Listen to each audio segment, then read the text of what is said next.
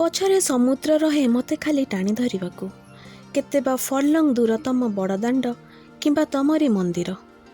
ଏବେ ତ ସେଠି ବି ଉଡ଼ୁଥାଏ ଫରଫର ତୁମରି ସେ ମନ୍ଦିରର ଦୁର୍ବୋଧ ଚିରାଳ। ମୁଁ ଏଠି ଭଲରେ ଥାଏ ଓ ଭଲ ପାଏ ଝାଉଁ ଗଛ ଓ ପବନର ଆଲିଙ୍ଗନ ମୁହୂର୍ତ୍ତରେ ଯେତେ ସବୁ ସ୍ୱର।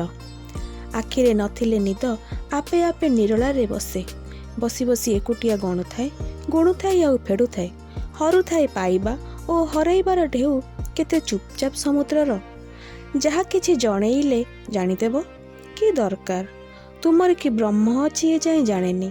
ଯାହା କିଛି ମାଗିବାର ଦେଇଦେବ, କି ଦରକାର ତୁମର ବା କି ହାତ ଥାଏ ଏ ଯାଏଁ ଦେଖିନି।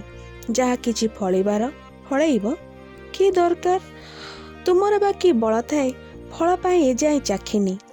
ଯେତେ ବା ଦୂରତ୍ୱ ଥାଉ ସମୁଦ୍ରଠୁ ତୁମରି ମନ୍ଦିର, ଯେତେ ବା ଦୂରତ୍ୱ ଥାଉ ତୁମଠାରୁ ମୋ ନିଜର। ଆଜି ଆଉ ଜାଳିବିନି ସମୁଦ୍ରକୁ ପଛରେ ପକାଇ, ତୁମ ପାଇଁ ମିଛଟାରେ ସାନିଧ୍ୟ ଅନଳ। ଓଡ଼ିଶାରେ ଶ୍ରୀ ଜଗନ୍ନାଥ ହିଁ ସବୁଠାରୁ ବଡ଼। ଅତୀତର ଲକ୍ଷେ ରାଜାଙ୍କ ମଉଡ଼ମଣି ଓଡ଼ିଶାର ରାଜା ଆଜି ଶ୍ରୀ ଜଗନ୍ନାଥଙ୍କର ଜଣେ ସେବକ ଭାବେ ତାଙ୍କର କର୍ତ୍ତବ୍ୟ ସମ୍ପନ୍ନ କରୁଛନ୍ତି ଅତି ନିରାଡ଼ମ୍ବର ଭାବରେ। ଶ୍ରୀ ଜଗନ୍ନାଥ